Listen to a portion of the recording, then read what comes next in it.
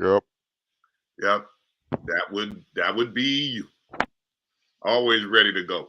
Rick, the famous reporter. Reporters.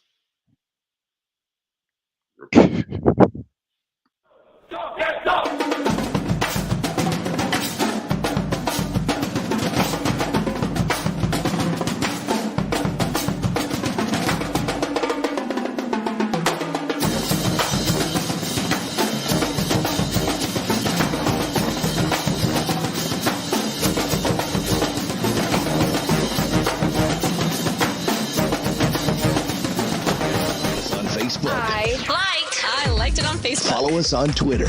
INSiiGHTS. Yeah. 2 I's in the middle. INSiiGHTS. All right, y'all.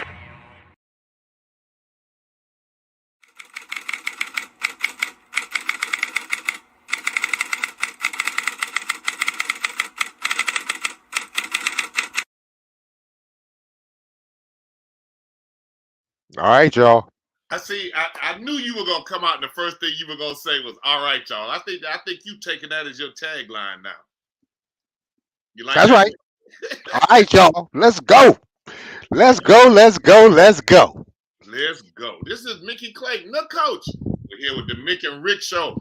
Rick Brown, the infamous, famous reporter from Lakeland Town, Washington, D.C., a true Washington football fan.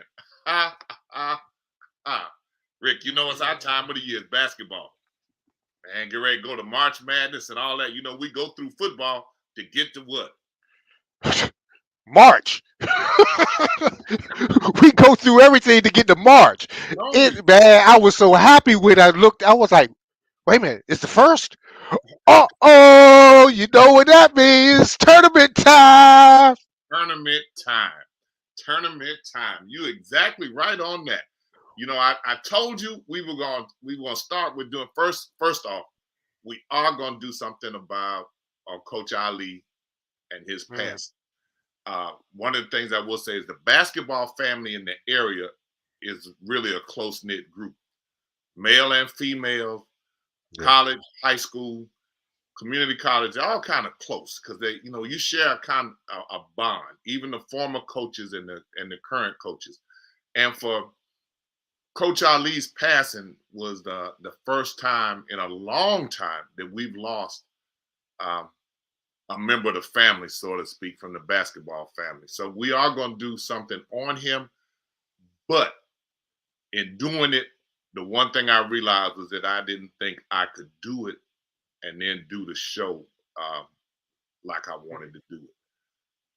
Because that was my homeboy, and he's a friend of the program. We've had him on several times, and we even had him when we shot the movie, and he came and has a bit part in that.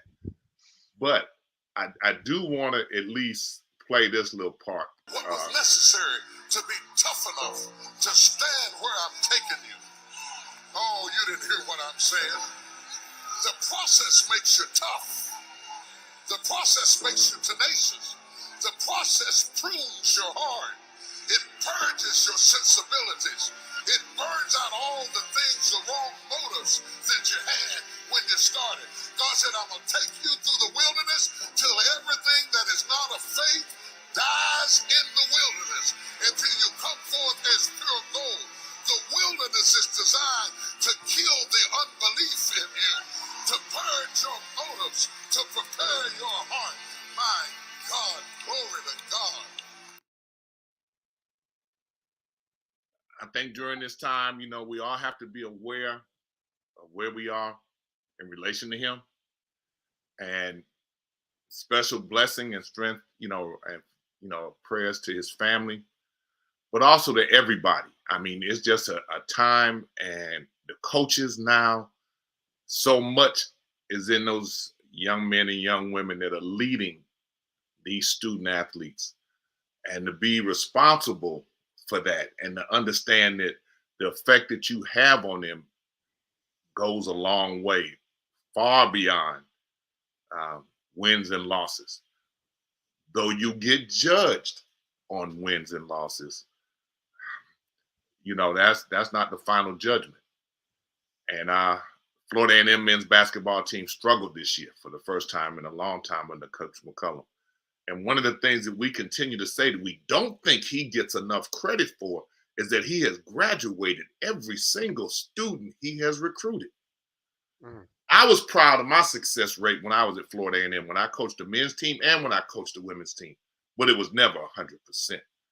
And I mean, even with my own children, my own girls, it hadn't been 100%.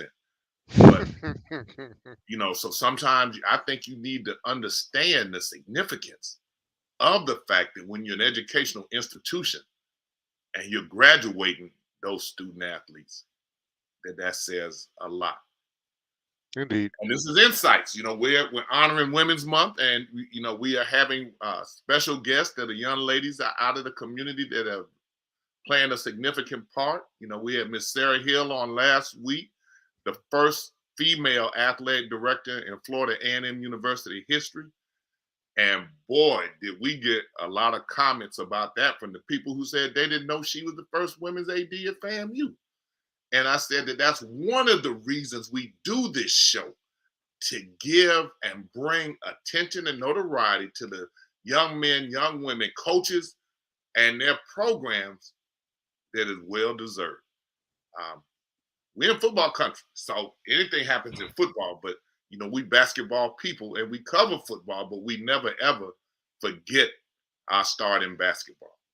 So those of you, you know, we always tell you, if you listen to and watch the show, you're going to learn something that you didn't know before. Every time. That's a guarantee. Not a Charles Barkley guarantee, but I guarantee. That's a fact. Rick, the next thing that was commented on from last week's show was the number of people who said they didn't know I started the women's team at Florida A&M. Wait a minute, baby. You think I called this man a legend just for its and giggles? No, not a legend. Stop it. Its and giggles? You think I called this guy a legend just for its and giggles? Come on, folks. Hey, look, I still have the journalistic instinct in me. I'm gonna give it to you straight, no chaser. And I appreciate that. But Rick, the people who said it were people that have known me almost the whole time. Come in the gym, seen us play back when we were rolling pretty good, and they were like, I just didn't think that you were the first one. They said, you don't ever talk about it. I said, well, what is there to say? I mean, you just go about your business, you do what you're supposed to do, and you just, you let your actions speak more than your words. But that's also another reason we continue to do this show, so that we can be the mouthpiece for people who are doing things, that we can chart history and put historical things in sequence so that they'll be up there for people to see for all time. You know, these shows that go up on Roku and Insights YouTube, they're up there. This show right now showing, if you have Insights Roku, you can see it live right now. It's being shown on it. When we were covering McClay basketball, we have different age groups. So we had older people that were watching it on Roku, and they weren't watching it on YouTube. They were watching it on Roku. As long as it was on Roku, they were able to see their grandsons play. They were able to see their cheerleading granddaughters play, and see the grandparents, the ones with the money. They're the ones that send the kids money. So you always want to make sure that they're aware of what's going on so that they feel a part. You see Sports Diva talking about, that's right, Rick. You see her chiming in. That's right. But we have some things, we have a full show that we're always excited about. And we have a special guest with us. We kind of talked about her a little bit. She doesn't know that we're gonna pick at her. That's what we do. That's what we do. We don't ever do anything like everybody else. But we have a young lady who's taken over the TCC program, and I have to give all kudos to Leon High girls basketball coach Bruce Daniels, who put me in touch with her. We're gonna have Bruce on later because they just named a community center for his dad down there in Central Florida, and we're going to do something. We're going to have Bruce on after we get out of Women's Month and do him next month and talk a little bit about the accomplishments and being able to share that moment with his dad. I mean, I clipped that. I thought that was Sports Diva. I didn't know that was Vanessa Byers. She said, "You don't talk about it, Mickey Clayton. You didn't tell me, and we're family." I wish I had read that before I put it up there. She said, "I didn't tell her. I'm sorry, sis. I thought you knew it, but you're right. I don't talk about it. You just go on and do what you do. But you detracted me from my introduction to Coach Corona, and God, they on a roll here, Rick. There goes Sports Diva. Hey, Vanessa Byers, yes, he doesn't talk about it. But welcome to the show, the women's TCC coach, Coach Mercedes Corona. Welcome to Insights, Mick and Rick. Welcome, Coach C. Appreciate y'all having me. Appreciate it. Oh, I like and her voice is loud and clear. Well, that's that voice when you start fussing on one side of the gym, you know when Coach call your name out. Hey, look, I was going to say that was the coach's voice. That's with Coach voice. Okay. All right, Coach. All right, what you want me to do, Coach? All right, you got me. All right. I wish it was that simple. I wish, man. You know, we know it doesn't go quite that easy, and that's why we do things repetitiously so it becomes second nature, and so that muscle memory kicks in. Sometimes we need brain memory to kick in too, but we needed to kick in and get that thing rolling for him. Coach, how's it gone for you your first year here in Tallahassee and adjusting? Tell us about it. Man, being in Memphis for the past 4 years, I fell in love with Memphis. I'm a small town Texas kid, and I thought making the adjustment to Memphis would be tough, but the community down there is great. I love it. I consider it second home. I still talk to a lot of people down there at the former institution I used to coach at. Great relationships there, great people. But adjusting to Tallahassee was different. More of a college town than Memphis. Memphis is more of a, music city. It's a tourist city. There's so much to do, and there's a lot of stuff to do in Tallahassee, but just a lot more college town. The transition was very fast. I didn't really have much time to settle in with recruiting and trying to get everything off the ground and get the program running like I wanted it to be ran. Coming in and trying to fix things that you want fixed and to run like you want them to run. And, our AD is going through the same thing right now. So we're all trying to fix that. And I think we've done a decent job. Ooh, is that me? Yeah. We're getting there. It's been good though. Now that I have some downtime, I enjoy Tallahassee a lot. There's actually a lot to do. Very chill. I'm a very chill person myself. So, go out to eat nice restaurants and everything. But the transition is getting a lot better now after I've had some time to settle down, and actually take in the time to get to know Tallahassee. Tallahassee is actually a great place. You just have to understand its strengths and weaknesses. I actually enjoy Memphis because I like barbecue. So I actually I get to the interstate, and there's some places when I was recruiting, I'd go to Memphis. My dad was like, "Could I ride with you?" I said, "Yes, sir." Yes, sir. Well, man, the wings, the barbecue. Yeah. Oh yeah, the wings. Woo, good food down there. See, and you missed that because it's hard to find that barbecue in Tallahassee. It is. It is very hard. And then coming from Texas, it's hard to find that Mexican food too. So. But it's surprising you say you must mean good Mexican food, because it seems like we got a Mexican restaurant on every corner. But I grew up in a Hispanic household. My granny is from Mexico, so she would cook for us all the time. So I guess it's just a little different.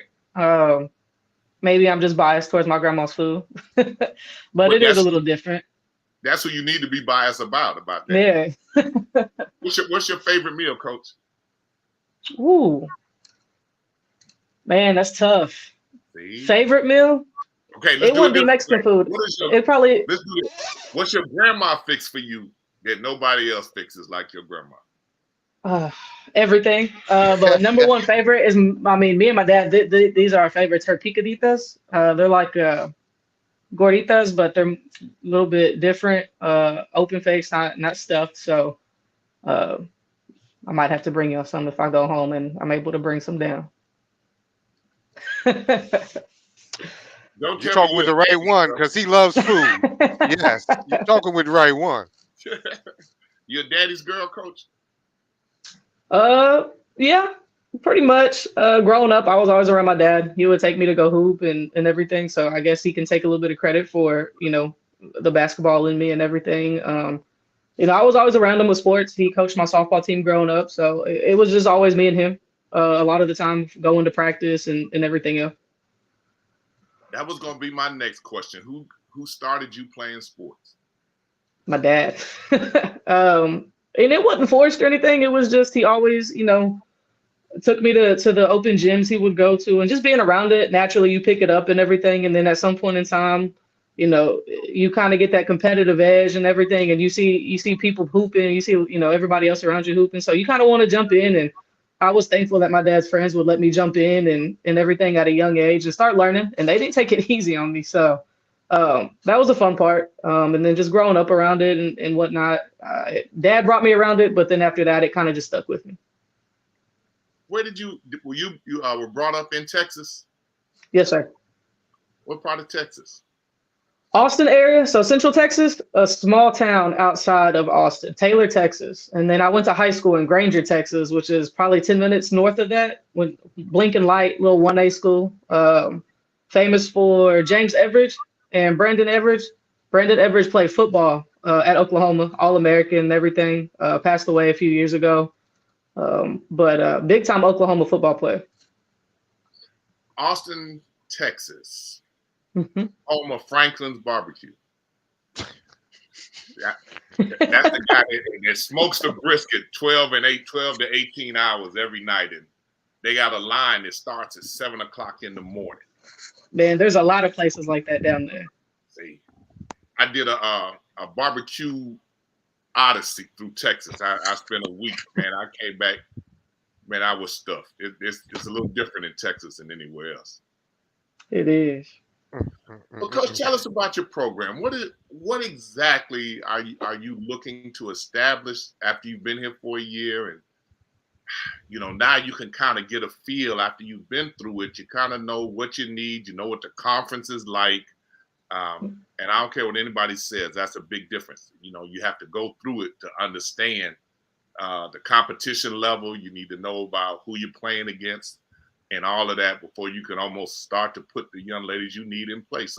So tell us your impression of the conference you're in and what you think you need to get it going in the direction you want. Impression, it's not a lie when they say it's the toughest conference in the nation. It is, day in and day out. We play each other 3 times from January to February.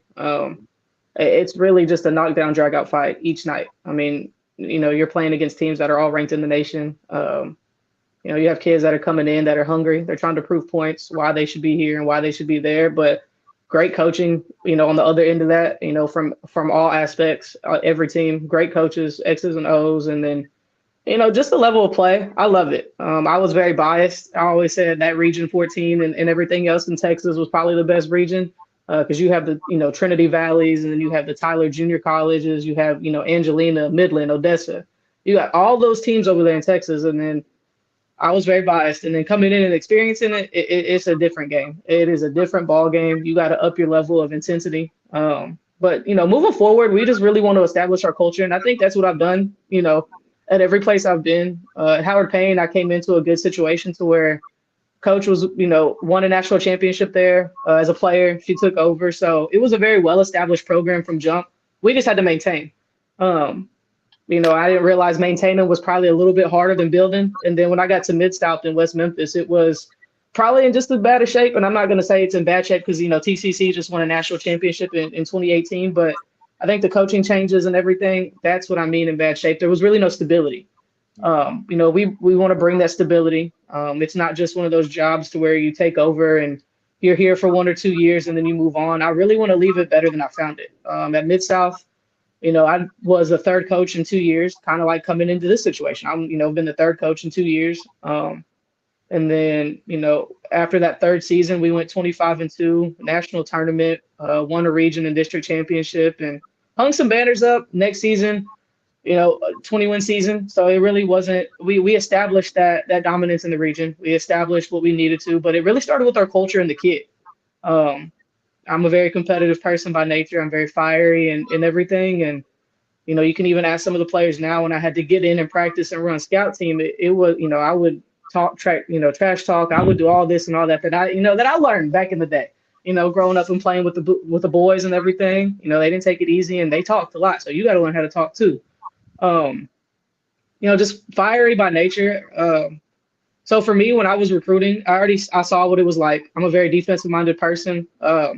I need some dogs, and that's really what I went out and got this year. You got to have some dog in you. If you don't have any dog in you, you're not going to make it in this conference because it is day in and day out. People are, coming for you. And in a good way. They want to be competitive. They want to win. And I think every team in this conference wants to win. So it was finding some kids with some dog in them, some talent, but ultimately some that had some chips on their shoulder that wanted to prove a point, want to come in and build, a program. And that was the biggest thing. Some of the kids that I had talked to, there was one that I had talked to from Houston, and from jump, it was, Coach, I want to help you build our program. I want to help you do this with our program. And she was saying hour, and I'm like, oh, you already taken some, some ownership of it. And I loved it, just talking to her, great personality, great kid. But bringing in some dogs, but ultimately just good people. You bring in good people around you, good things happen.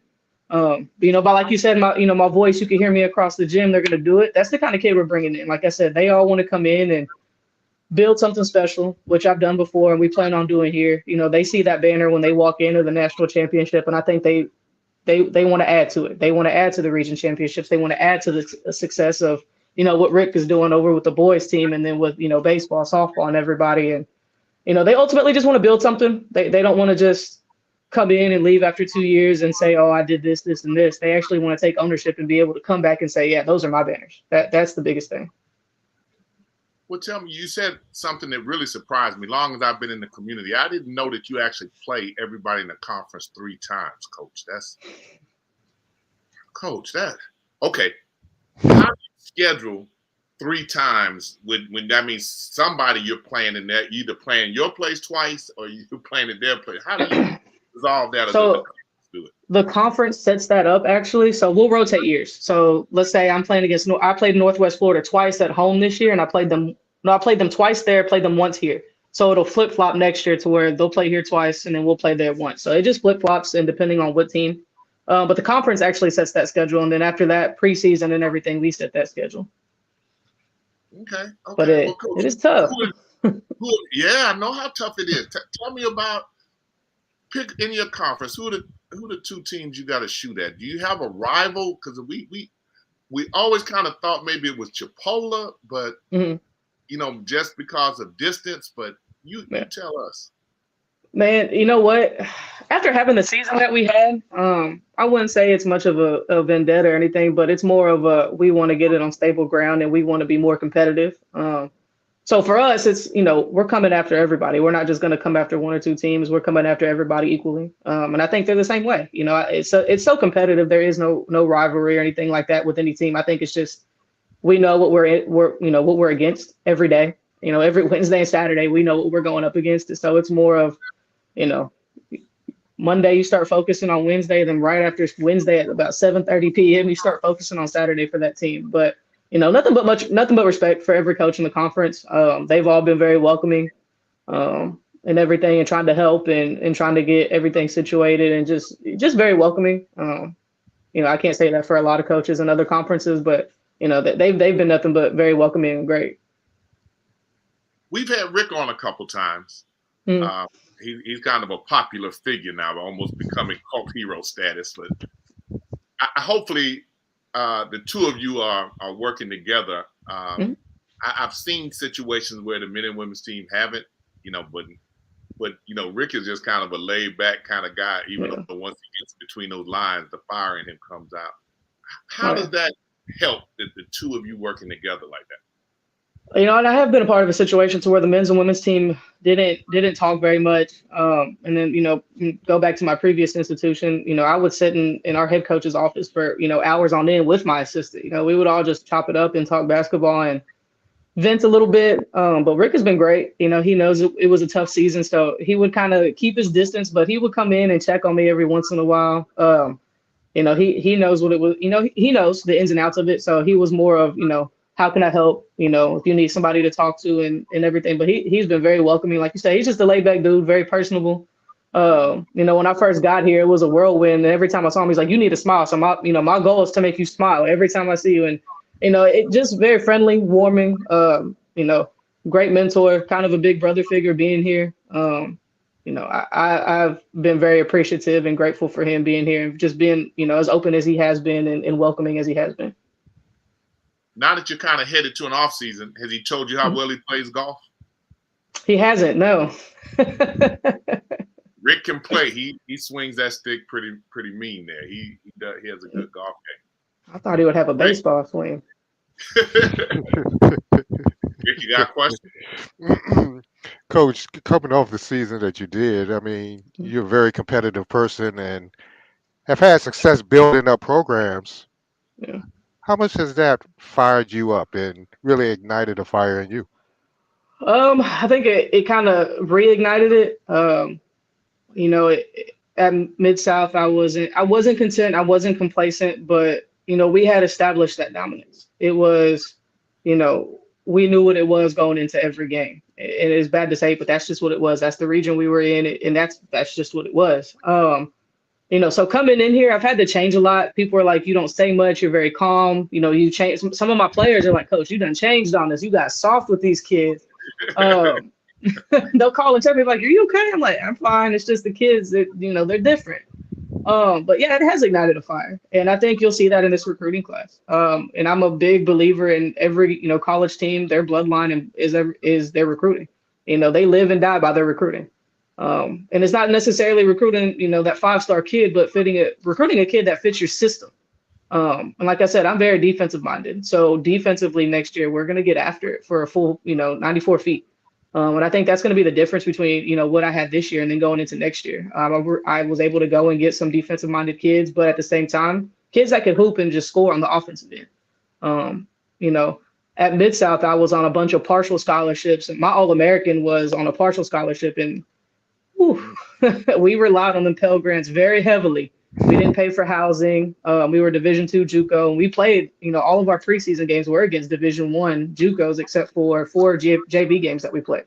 So it really helped us going into region play. But like I said, those kids were scraping. I mean, they were dogs. You really got those kids that, this game really depended on if they ate the next day. If they went forward to another school after this. So, kind of finding those kids and going back to what I know and going back to my roots and how I recruit and recruiting a kid that's like me. I always say I can coach me.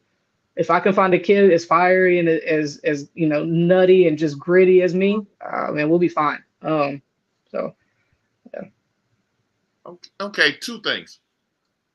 Having been a Division I basketball coach, the recruitment at a community college is completely different. And explain a little bit about how it's so different. Because when people think recruitment, they think about all the things that they read about, they hear about. Yeah. At a community college, that's completely different in terms of how you recruit and the transfers. And see, the transfer portal has always been open for community colleges because if somebody, I would imagine you recruit sometimes on the bounce back factor. If it doesn't work, then you could always come to us. So tell us a little bit about how that goes. Oh, man, it is different. I'm a big believer in building relationships. I know so you've been a coach at that level. Sometimes a kid will become a number. And it's bad to say. And sometimes they don't, sometimes they do. It's a business at the end of the day.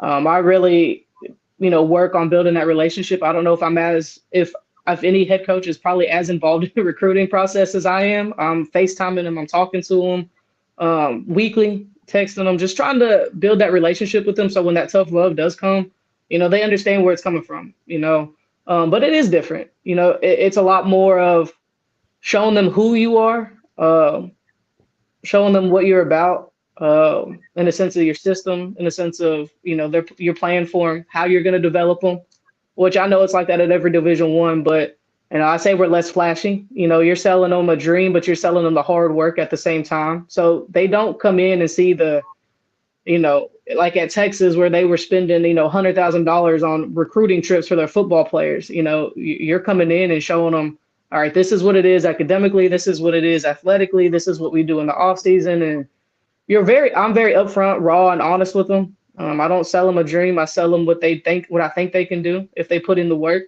I'm not going to sit here and say, oh, you're going to come in and play this many minutes. It could be a 5-star kid, and I still won't tell them that, because at the end of the day, you never know how they're going to pan out. And that's worked very well for me. The parents and the kids love the honesty, and sometimes they don't, sometimes they do, but the ones that take a liking to it are the ones that are successful under the program. Okay, Rick. I'm good. Wish you success, Coach. Appreciate you, man. Oh, sure. I noticed that our local girls. Mm-hmm. How do I phrase this? But I only know how to, as we say, straight no chaser. The talent in our area is. You did not say this. I said it. Is not as high as it's been in other times. Mm-hmm. We have had some pretty dominant high school talent, Mm-hmm. girls' high school talent in the area in the past, and it has not been as strong this year. And it would seem to me that you would almost have to go into maybe South Georgia, Jacksonville, Pensacola, to find some of the girls who actually left and may come back. But it seems to me, and again, this isn't, I've got on this rant now, but I got myself, and I can't find the off ramp.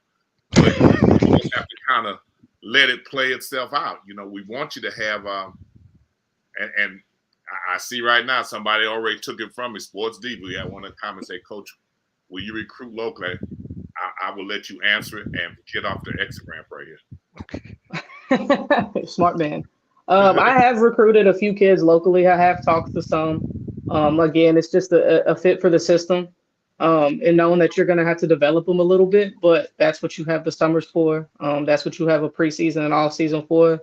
And, they might not be there that first year, but there is something about them, defensively for me, that just it clicks in my head like, okay, you might need to develop offensively, but defensively, you're going to fit right on in my system. It's just now we got to develop you offensively, and it might take a year, it might take, a summer.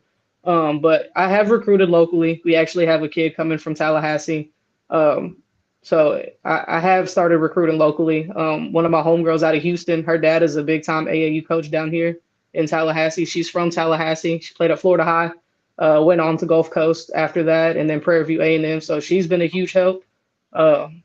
Getting those Tallahassee ties and everything. They're always trying to send me kids and everything of who I should look at. So, definitely want to get more involved in the community and try to keep it as local as possible. But, as sometimes you got to go outside of that, the local, the community to recruit. And that's what we've done. But like I said, I haven't overlooked any of the kids that I really want from the area.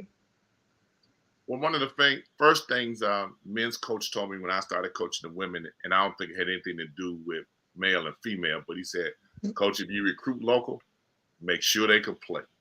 Because if you bring a local kid in and doesn't play, everybody in the stands thinks they need to be playing.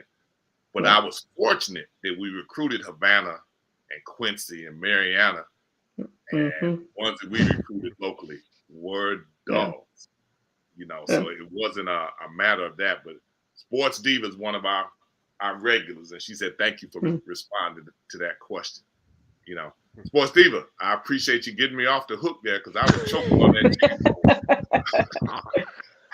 I was in trouble. But Coach, I appreciate you taking the time to come and talk to us. Always. I really just kind of like your answers, and I appreciate you taking me off the hook too and saving me there, because I was drowning a little bit. And Rick was sitting there. He was looking away. He was looking down. He didn't want no part of it. Coach, you done started your big butt down that road. I want to see how you get off. Yeah. Coach, how would people go about reaching you, or students? How they coaches?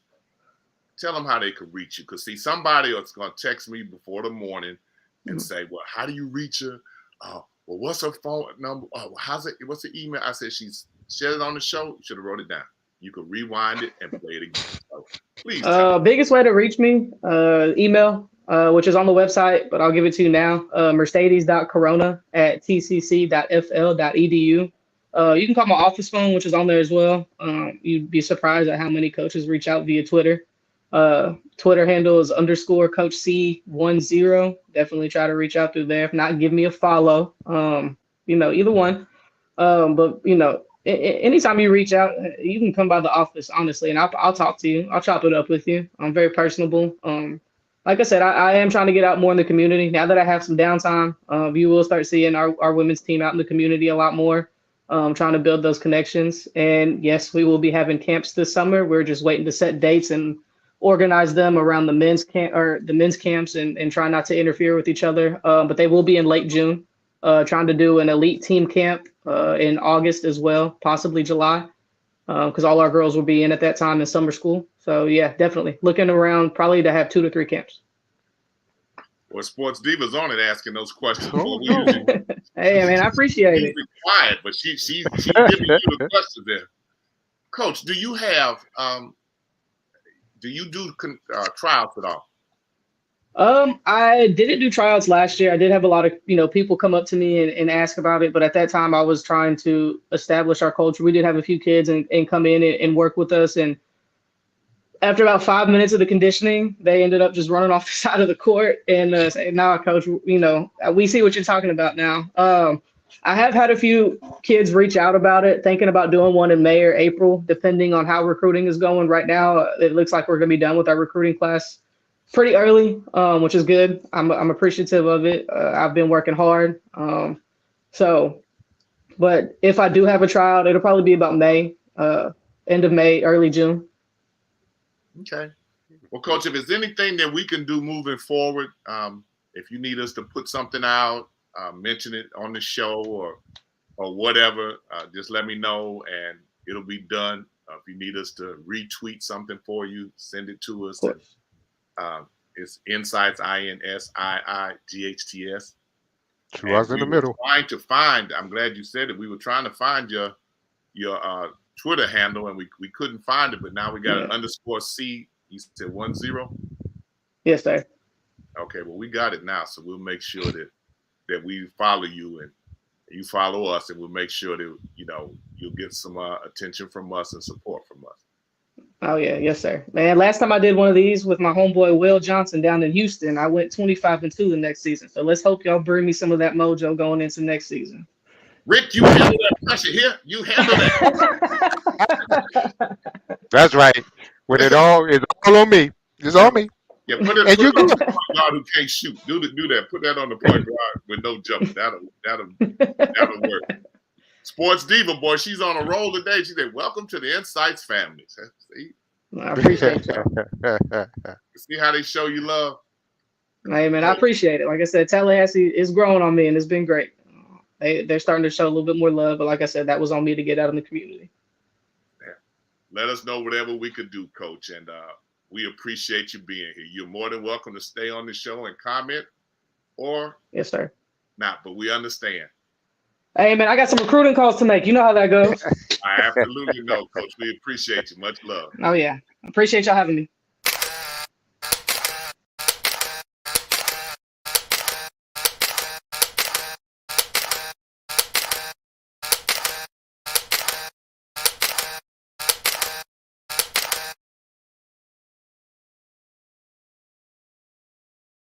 Well, some that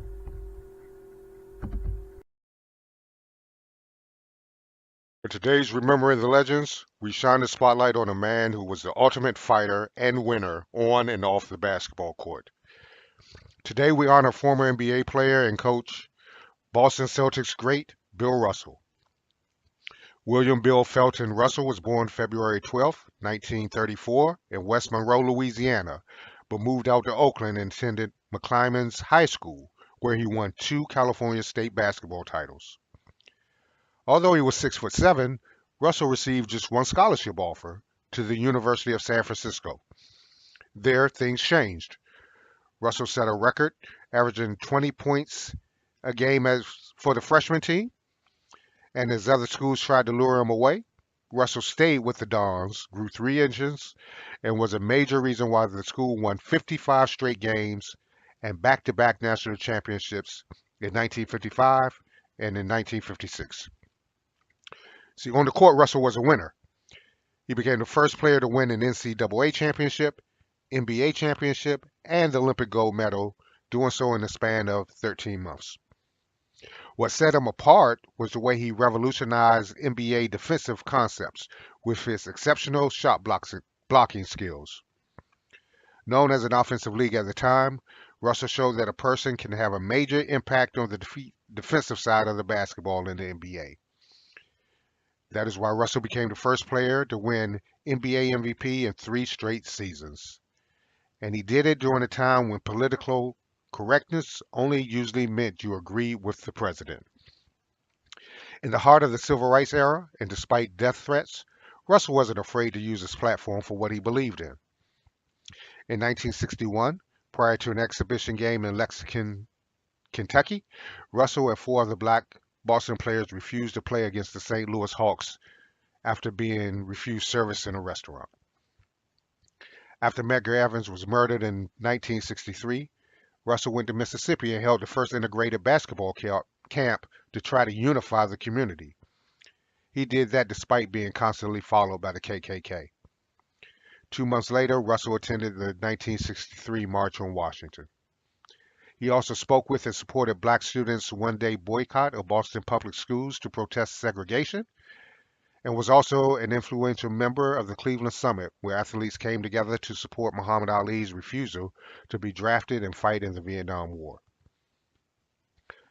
Russell also became the NBA's first black head coach when he took over the Celtics for Red Auerbach as a player coach. The Celtics won 2 more titles with Russell in charge before he finally retired as a player. He finished with 11 NBA titles, 12 NBA All-Star selections. He was a 5-time NBA MVP and 4-time rebounding champ. Boston retired his jersey in 1972, and he is inducted into the Naismith Memorial Hall of Fame as a player and as a coach. Bill Russell died July 31st, 2022, but his impact remains today. The league dedicated the season to him, and every NBA jersey had a number 6 emblem in memory of Russell. He was given the Lifetime Achievement Award by the NBA, and the Bill Russell Most Valuable Player Award is given out every season. He was also given the Presidential Medal of Freedom by President Barack Obama in 2011, the highest honor given to a civilian in the United States. You see, it's easy to do the right thing when it's politically correct to do so. And while athletes today can mostly speak their minds and not fear repercussions, Colin Kaepernick notwithstanding, it was the Russells of the world who led boycotts and spoke up for the rights of blacks, despite dealing with a nation that often wasn't ready to accept it. That, as well as his on-the-court accomplishments, is why Bill Russell is a legend.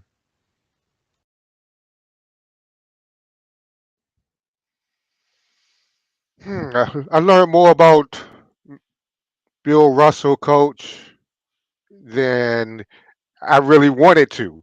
And we talked about this, me not being a Boston Celtic fan growing up, and then hearing not only was he an illustrious man, but what he did. I mean, using the platform during that time to try to better others' lives. I thought it was amazing.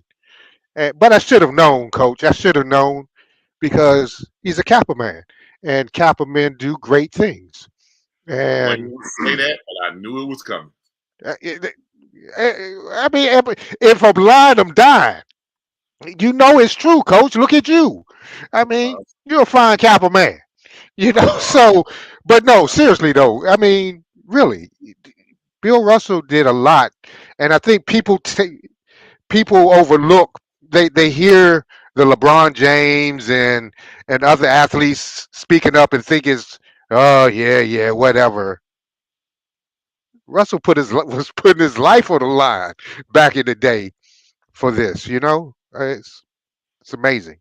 It's But amazing. see, what I think it is the time, that when he was doing that, most of us were really small and really not paying that much attention to it. And people follow generations. I mean, whatever generation in, the athletes at that time are the best, and nobody else compares to them. I think if I would be better than Magic Johnson. But I mean, and having a a little bit more affinity that was going on because Sam Jones was part of that boycott. And that was my uncle. So we were aware of the things that were going on. And see, Bill Russell's personal life didn't enamor him to the Ku Klux Klan. You know, they wanted you to be within your race. And so he had some things that they resented about him. And I'm not saying that was justified, but Boston was always a special place. And Boston was a place I took my basketball team. And we went to 3 different restaurants that they didn't want to feed us in the restaurant. And I was so oblivious to what was going on that it took my team to tell me, Coach, you don't understand what's going on? I'm like, they're telling us they're closed and people are still walking in the restaurant and they're putting them in seats. But they won't let us. I said, Coach, come. They don't want us. They don't want us in the restaurant. Or we go to even get pizza. And they told us we had to order our food and sit in the vans and eat it. You know, so I mean, Boston's been a special place for a long time. You know, so those guys, you know, and I sit there and I watch how they cheer and go crazy for their team, but a city where they were not really enamored with. Skip Young got drafted by the Celtics. And one of the things they asked him if he was a problem. I mean, because, you know, he had changed the Muslim. They picked him up. And they kind of, you know, they had a different perception of Muslim then. You know, you were Black Muslim and racist, and, you know, you couldn't be pro-Black. That meant you were anti-white, and they were trying to explain the concept. So it was a lot of things going on in Boston and during that time that, you know, I experienced myself firsthand, and I was just up there with a basketball team trying to feed my team. You know? But I have to say too, Rick, because it will come back to me. They said they knew that that Kappa comment was coming. Well, between Vanessa Myers and Sports Diva, they kind of raking you over the coals a little bit. Wow.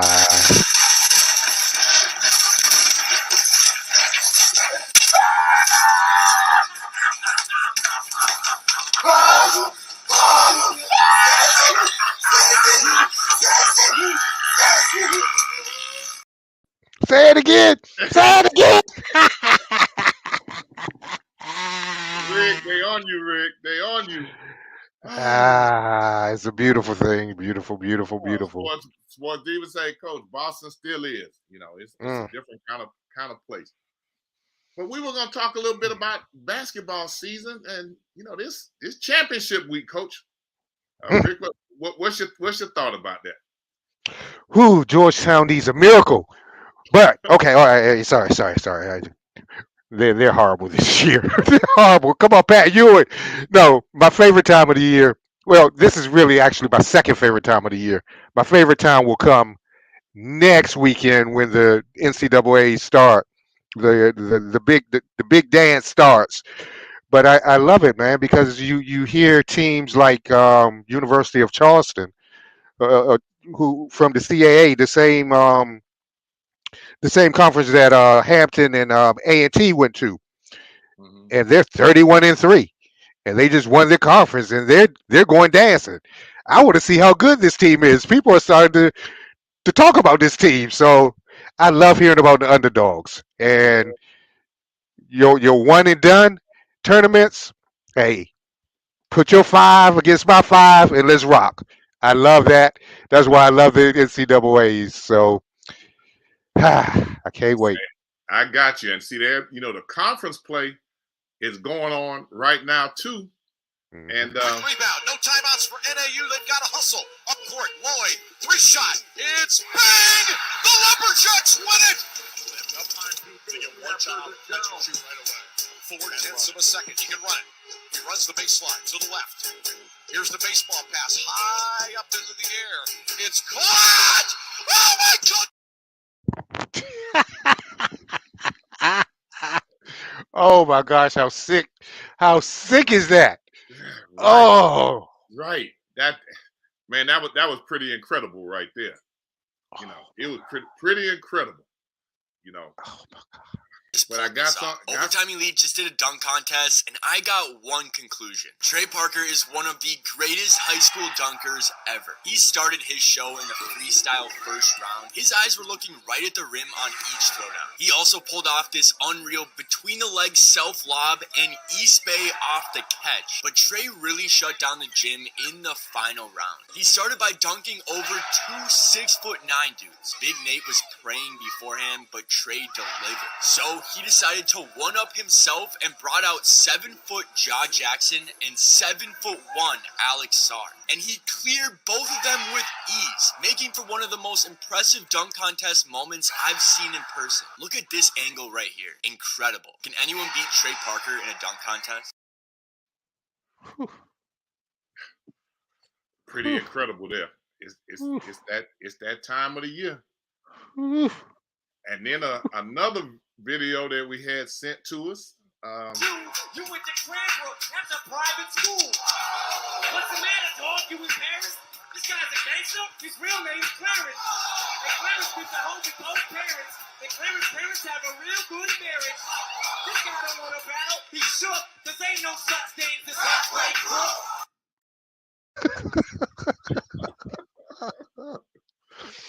Oh, mercy. Oh boy. Mercy. That's a good segue.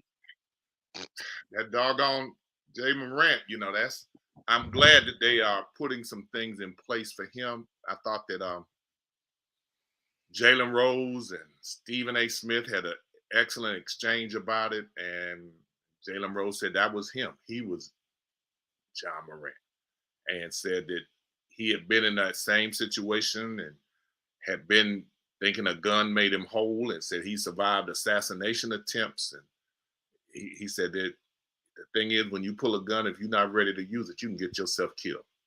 That is, it's something that's, you know, not sustainable if you want to be here. Yeah. But also we have the memorial service for Coach Aliyy coming up Saturday.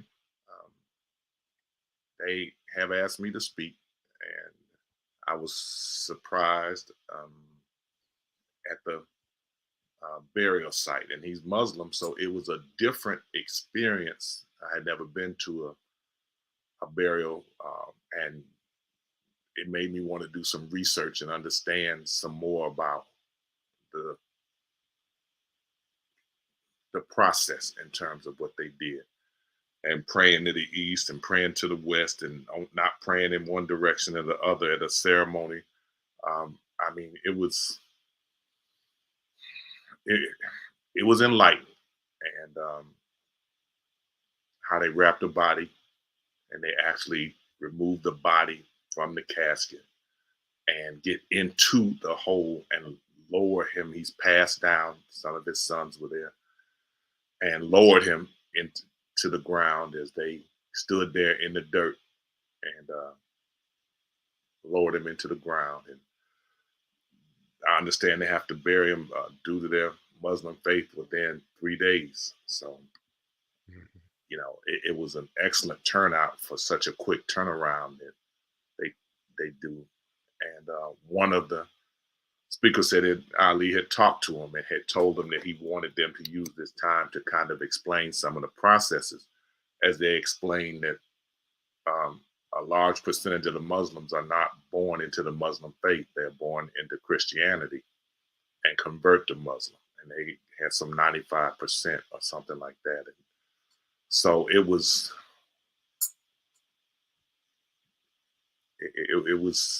I think that ceremony made me begin to realize a little bit of what had transpired with him passing on Sunday morning.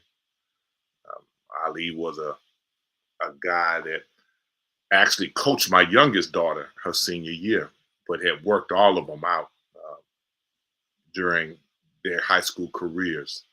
He hadn't started coaching at that time, but I mean, as much as he was doing individual work, because he always wanted to coach, but it was a situation where he was an FSU grad, and you know, my thing was always they don't really give their own graduates chances, You know, he had to come to FAMU and go with the girls and actually built a dynasty, of which my youngest daughter was a part of. And he always says that Milan was one of the best point guards he had ever seen, boys or girls. Just her leadership of the team, her knowledge of the game, and her running the offense. He said he just let her run it and sit back and let it go. You know, he was a special guy. You know, my homeboy. You know, he was a special guy. I mean, one time I called him Ali. He said, "Oh, homeboy. You don't call me Ali. You've been calling me Skip Young ever since I've known you. Don't call me Ali. That just sounds funny when you say that." So I got you, Skip. I got you. But we were going to do this early. But I'm going to be very honest. I think that when I do this, we're going to close the show with it. There's a song that's played, and you need to really listen to it. And part of it says, "I've seen all I care to see of this world that has no more for me. I need the calm, forgiving peace that only comes from my family." It says, "I want to go home." And then there's a part in there in the song that says, "Like an old oak tree that no longer grows, as time went on, I got hollow. If you don't know when to sit, if you don't know when to go, that you may be building your own gallows." So I'm following the lead of the setting sun. I'm going back to where I came from. And I take a lot of pictures. From time to time, I'll tape something off television because I think it'll, you know, it's just something I want to remember. And as I was going through my hard drive, looking for some additional pictures that we had of Coach Aliyy, I ran across that. And I said, I never knew why I saved it other than the fact that I just liked it. And I used it. But if anybody, when you hear it, if you know what show that was on, make a comment down there. Let us know. And let us know what you think about it. Again, he was a friend of INSiiGHTS. He's my brother. We've had him on numerous times when we first started. And we were over there at the wing place. We were just doing audio. He was on with us there and had his roommate and friend Greg Grady.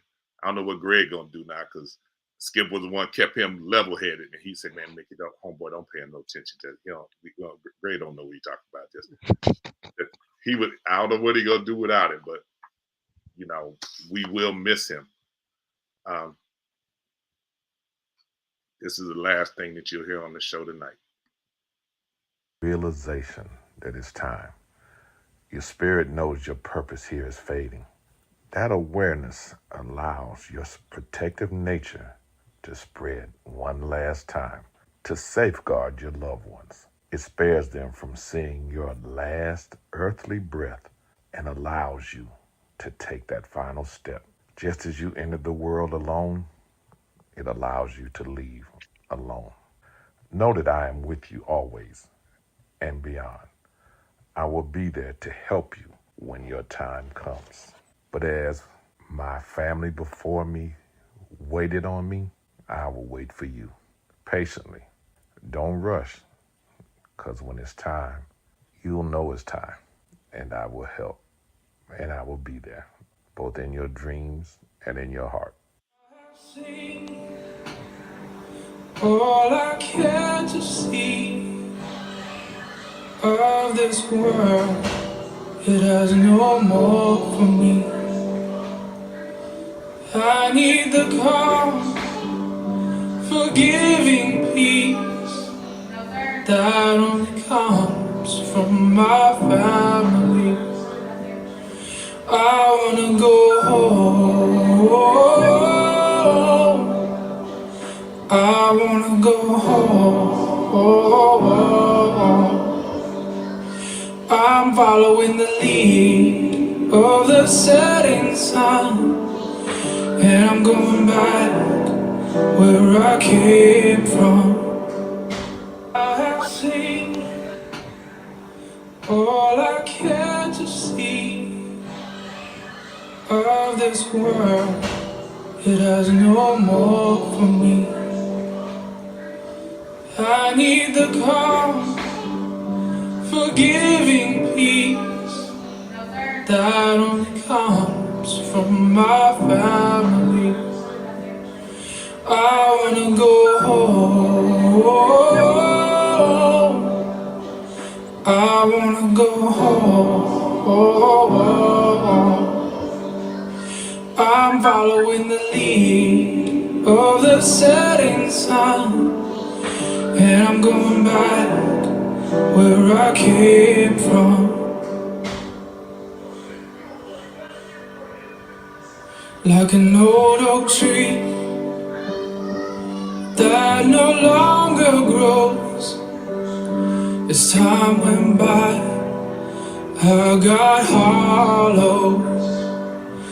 If you don't know when to stay, if you don't know when to go, then you might be building your own gallows. I wanna go home. I wanna go home. I'm following the lead of the setting sun, and I'm going back where I came from.